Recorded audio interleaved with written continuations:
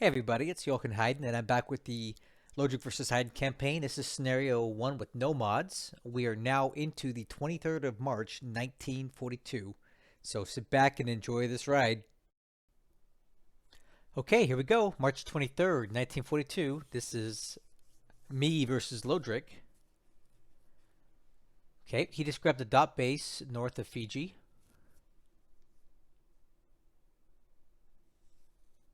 I need to slow these messages down, huh? It's kind of hard to read them all.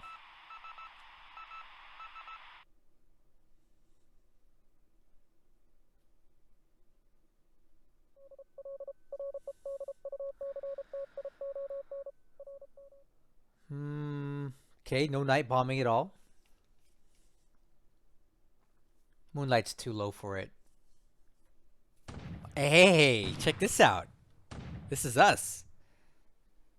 So this is the Chester that was at Auckland. I had it in there getting repaired. I'm relocating it to Nemea, and I figured, hey, why not swing by Norfolk and take a few pot shots just to see what they got there. I don't think he's got much of anything at all, but it didn't hurt to check it out. So that's what we're doing right now. Let's see how this turns out. Okay. There's nothing there, really. We damaged the base, and it does not appear that he's even occupying it. But hey, now we know. Oh, Pago Pago, he's going for it. Oh, man, we got a lot of coastal defense guns here. I'm curious to see if we actually get some hits in on this.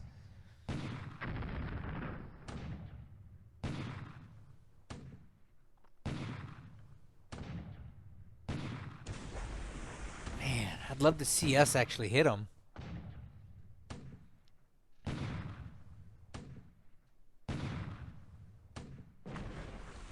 Yeah, they're missing. They keep missing.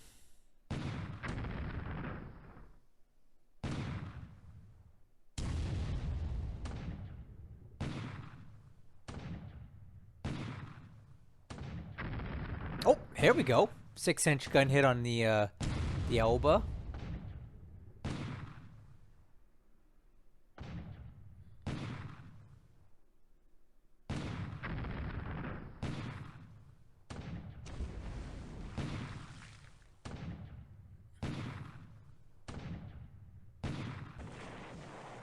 No, we keep missing these guys.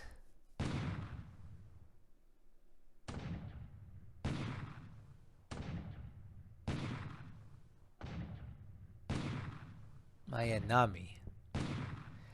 Man, I can't believe I'm actually losing Pago Pago right now. So there we go. It says that the Japanese lost casualties, but I'm not entirely sure why.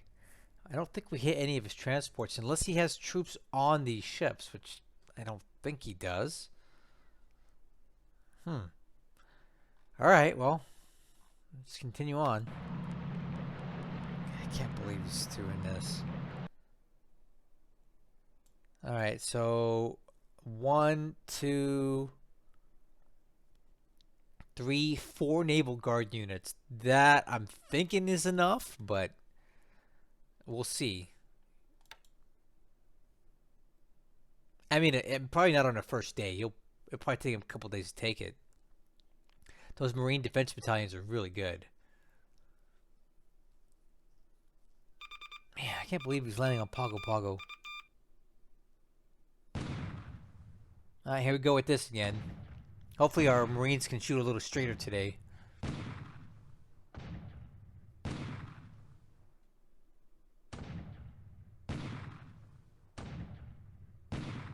Aoba looks like he's got some smoke coming on that thing.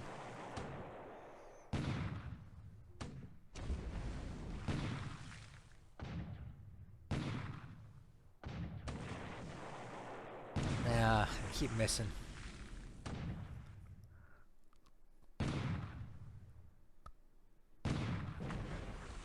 Come on, Marines. Tighten it up.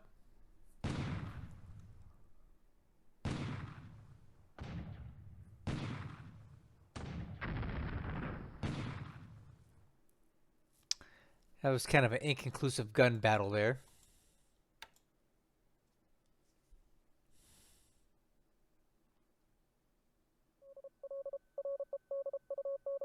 Okay, here we go. AM phase.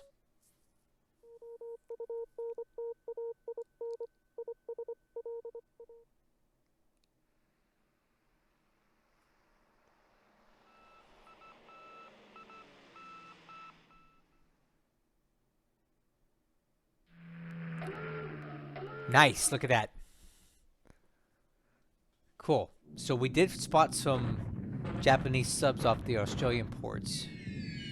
Okay, we got some Nell bombers coming out of Darwin, hitting our troops retreating to Catherine.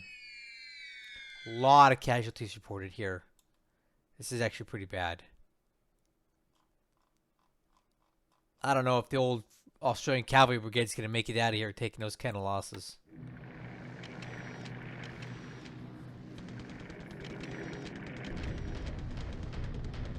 Oh, this might actually be an even fight here. Check this out. Do you think we can actually shoot down some Oscars today?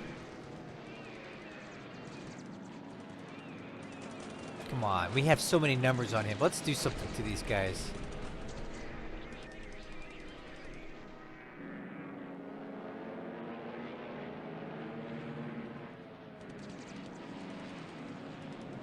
It's been a while since my Chinese fighters have done anything, so I would like to see them do well today. Let's shoot down some Oscars. Okay, well, my aircraft are getting in, and they miss, but that's okay.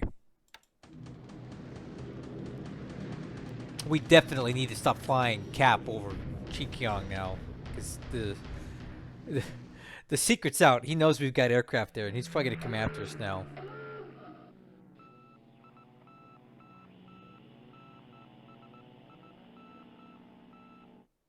Okay, PM phase of the air stuff. Got some of these valves attacking us in near north of Davao. They don't really hit anything. This must be the B team here.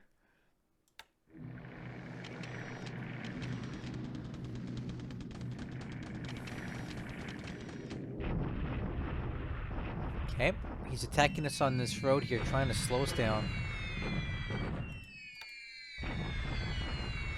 Some pretty good hits in there. Okay, a pretty large raid coming out of Hankow, targeting our troops retreating from Chengte.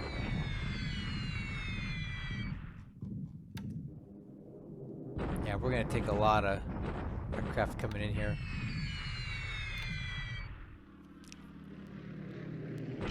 Look at that. That's a big raid. Yeah, so he knows we're here. Dang it. But these are not exactly his best aircraft here. So, I mean, that many aircraft with light rain, it could have been worse. For sure.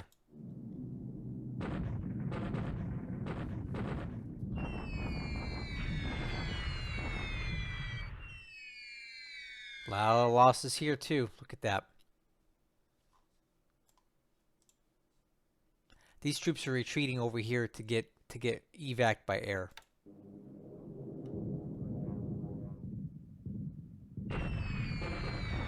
Yeah, man, he definitely knew we were there. Like, there's no hiding it.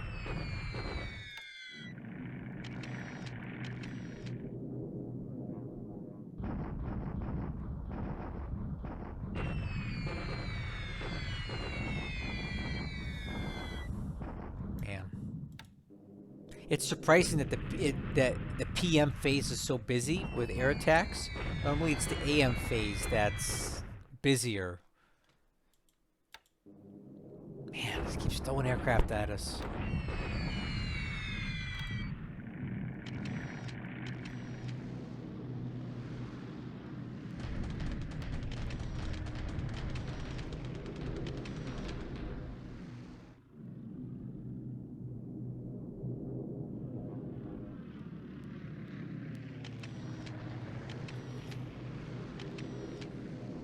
Okay, that's it. No more aircraft flying right now.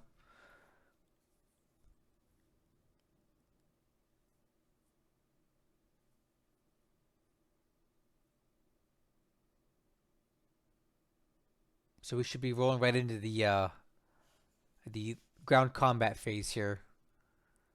Let's hope we do well in China today. So this is unfortunate, to say the least. We're gonna lose a lot of troops here.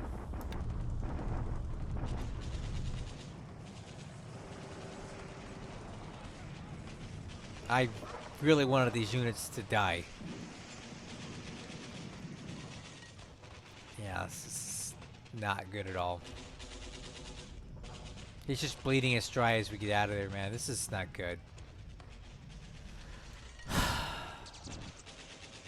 Well, at least nothing pursued us, right? So we just fast forwarded into the next hex. Deliver it. Okay, this is fine. This unit's dead, and then it slowed these 4 guys down. It's still alive.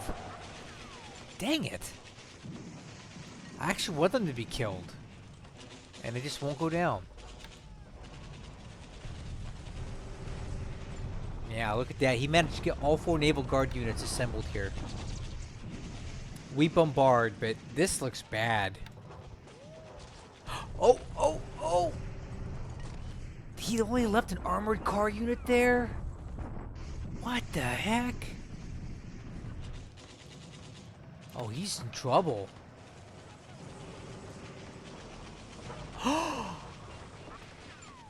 We actually killed something.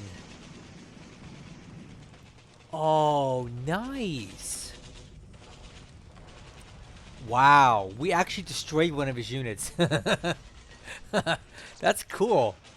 Well, these guys are in trouble now. We just cut off their supply, so now we need to figure out how to use this. This is good. Why would he only leave a single unit there? Wow, he's screwed up. All right, so he's gonna take this base out here near the Samoa Islands. We have nothing on it.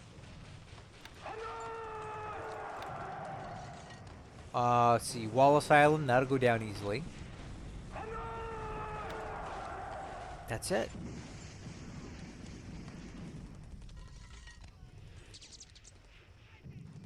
Ooh, size 8 on Auckland, that's good stuff.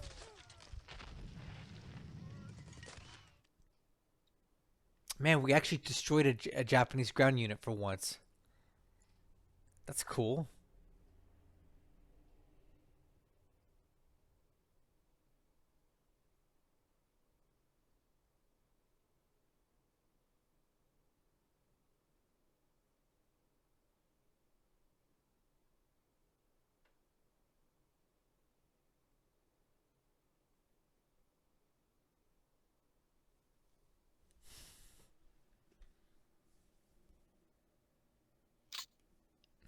Hmm, not bad.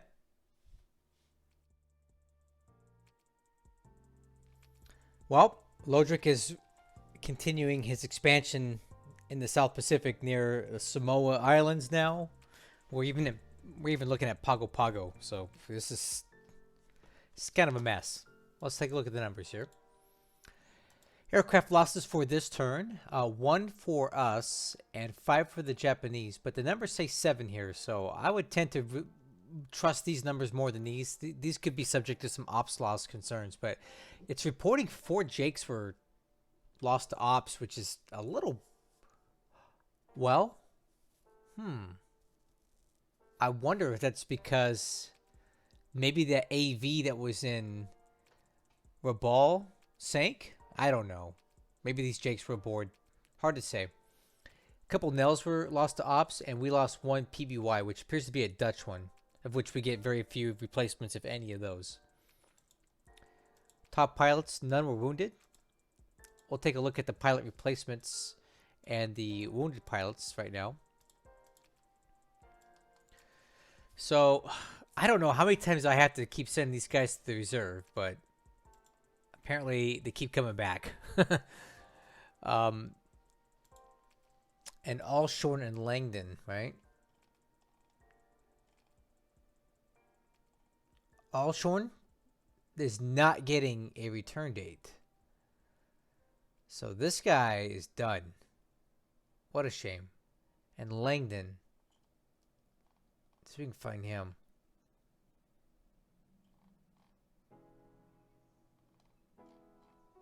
Langdon is getting a return date. So that's unfortunate about that one guy. He has a kill and a lot of experience, but we're not getting him back. Oh well.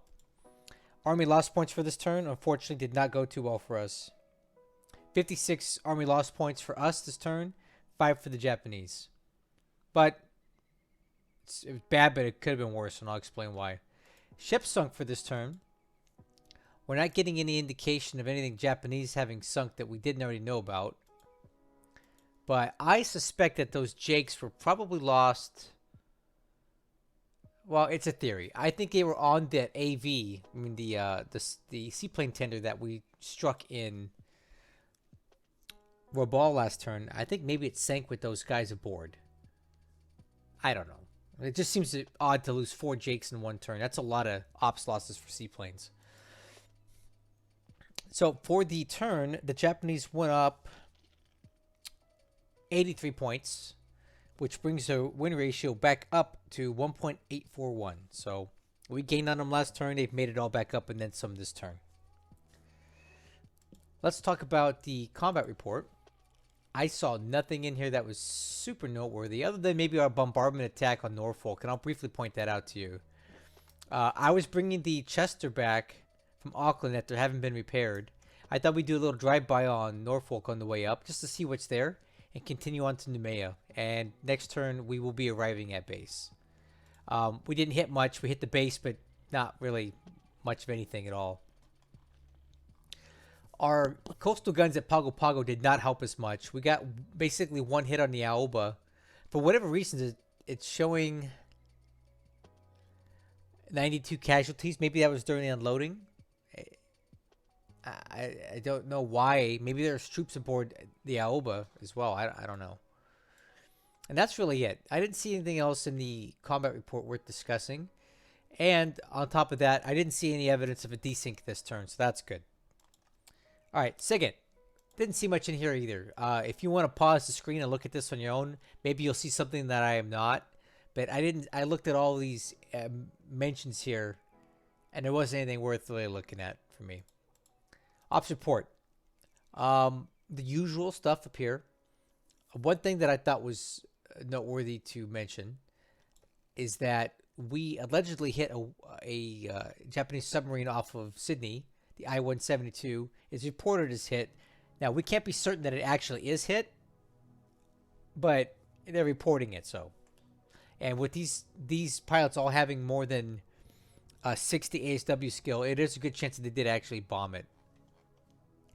The other thing I want to point out to you guys was right here.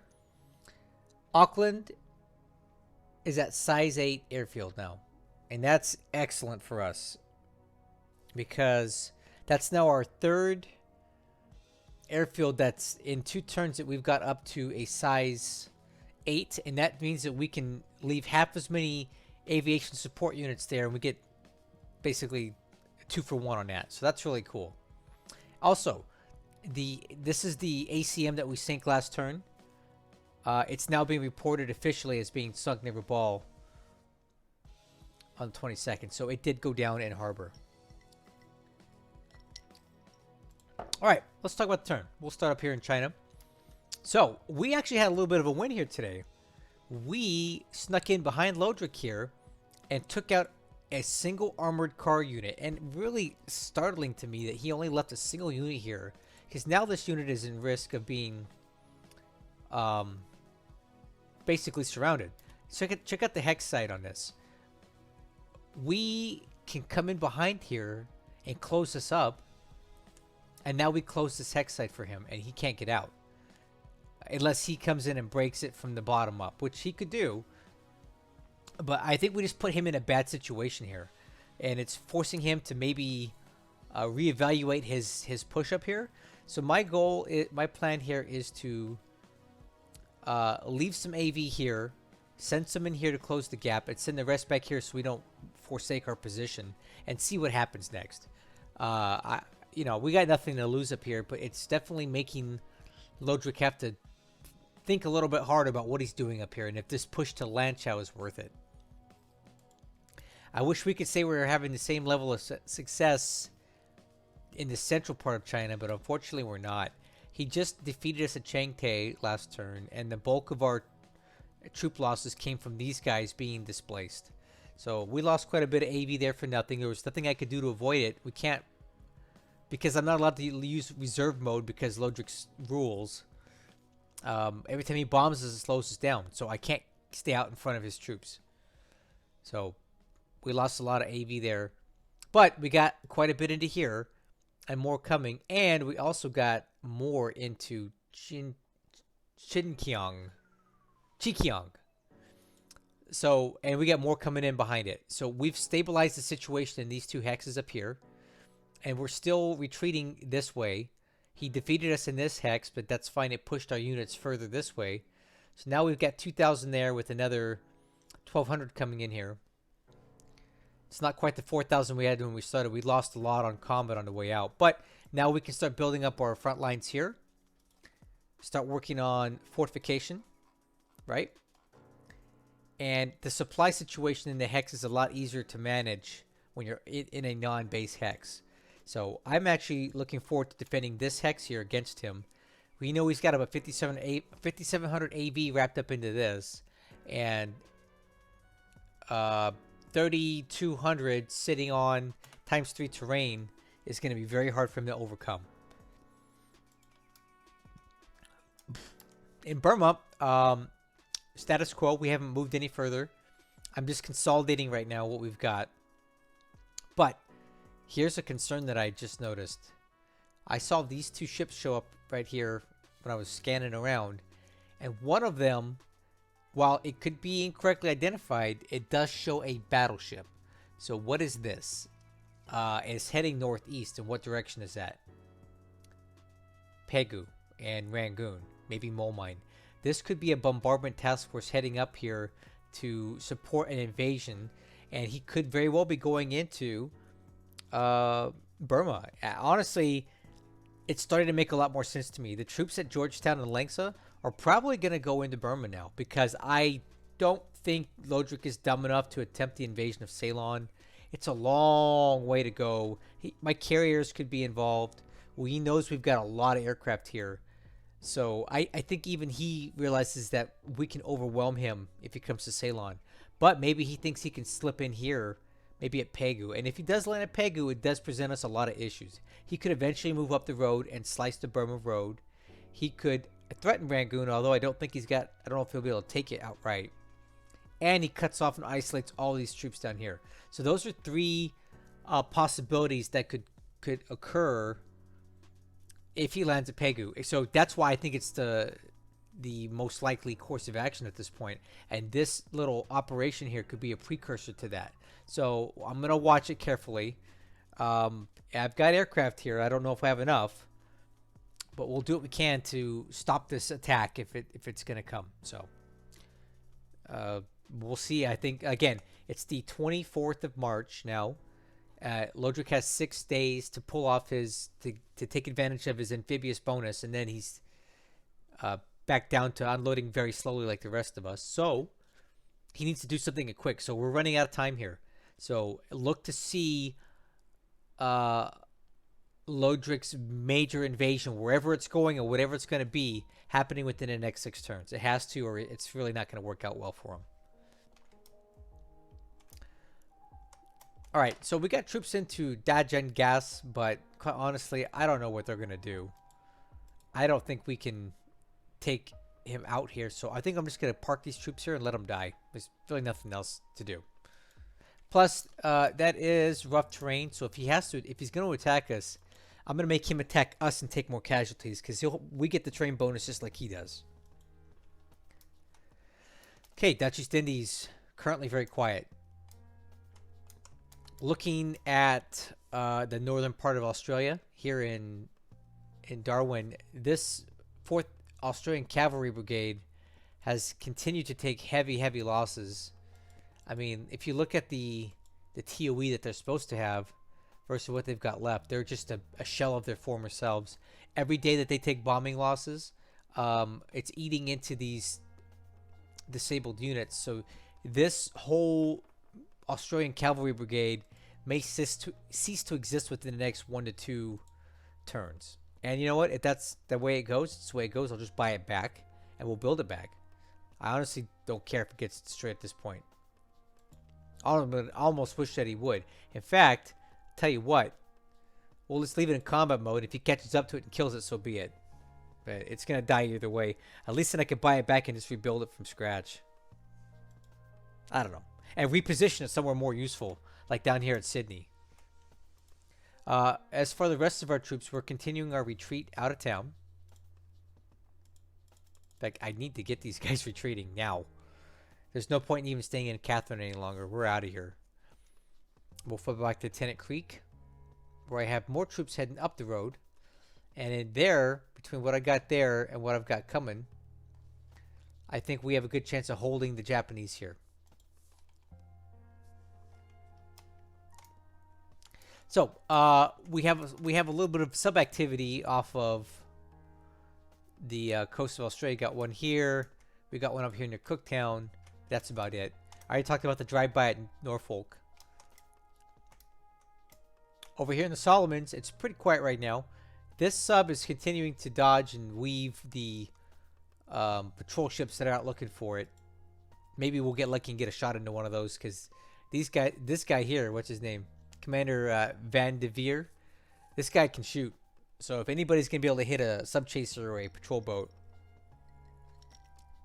it's going to be this guy. This guy's my hero. So at Rabaul, we're leaving it alone. I'm waiting for better weather, and I'm waiting for more moonlight, and maybe we'll try some night bombing attacks. But I don't want to send any more unescorted bombers in there until I have more to send, because we lost 6 going in there the other day, and while I did bear some fruit, we did sink a couple ships and damage a few others.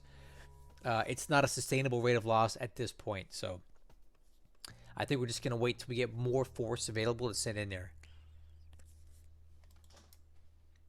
Noumea's looking good, really good. New Zealand's looking really good. Let's talk about this whole area here. So he's rapidly finishing up in the Fijian island chain. He's working these guys. He's working on the Tonga Islands, and he just landed at Pago Pago with 4 Naval Guard units. So by my estimate, that's about 240 AV versus the 60 that I got right now. Now, granted, these Marine Defense Battalions are pretty good, but we appear to have taken some losses here. We have this Samoan Marine Battalion. These guys, which are really no use to us. And then his base force. And that's it. We might be able to hold him off for 1 to 2 turns, but not much longer. And we also have this Wicks-class destroyer that I'm trying to get ready to go here, but I don't know if we're going to get it out in time. I think he's just going to get caught up in the moment and get shot up before we can even exit. But he's going to probably take Pago Pago and Tau and the Samoa Islands in their entirety soon. But I want to go back and ask this question again. What is Lodrik's goal here? If we look at the world map, or the big strategic map, I think that Lodrik is hyperextended into here. And the way he built his supply lines is not good. He only really has Luganville to operate out of to keep Fiji supplied. And then from Luganville, he gets stuff from Tulagi and or Rabaul. This to me is a mistake. I think he should have kept things a little more symmetrical. That way he has more mutually supporting bases to help. Because right now, all of these bases are sticking out like a sore thumb in the... Well, granted, they're sticking into my supply lines, but I can still go around them, right? And if I ever want to reconquer Luganville, I don't have to go this way. I can just launch the attack from New Zealand, right? And kind of bypass Fiji. I could leave Fiji to die on the vine. If I'm able to reconquer Luganville, all these islands out here are going to be in trouble. Then I come through and I take the Marshall and the Gilbert Islands, and I'll leave these alone and just let them die. Just kind of like the Americans did in World War II with Peleliu and Babel. They just Babel, they just left them. They bombed them. They drove. They did a bunch of drive-by shootings. They did all kinds of stuff, but they didn't set foot on there. And the defenders starved to death. And by the end of the war, they were like on their last legs of survival because they just had no supply. We blockaded it. We kept them from getting supply. We never even sent a troop in there because there was no need. I feel like I can eventually do the same to Lodrik and Fiji and the Samoa Islands. I don't need these bases.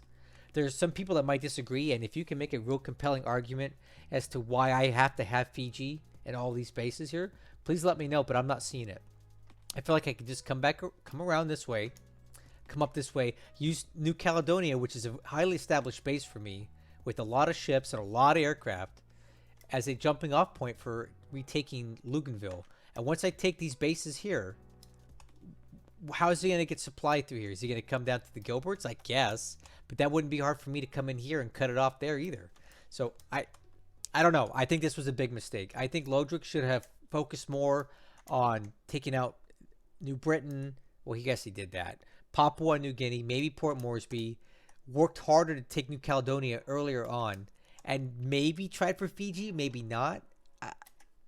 I don't think he's doing this the right way. But we'll see how it plays out. Maybe he's got a grand strategy that I'm not seeing. And this is going to pay dividends for him, but I'm not really grasping it. The last thing I'll point out to you is that the carrier task force that was originally over here, then it was over here, now it's here. So he's brought it back. I don't know where he's planning to go with this thing, but they're back. And from there, we'll see if he's just going to keep it here to support Pago Pago, or maybe he's got other plans, or maybe these guys are just out of fuel and he's bringing them back to top them off. But regardless, my ships that were originally Pago Pago, thank goodness I got them out when I did. All these ships except for the 2 AKLs were in Pago Pago, and I got them out about a week ago. And I'll get these over to Pearl in, let's see, 4 days. Get these repaired, and then we'll have more ships available.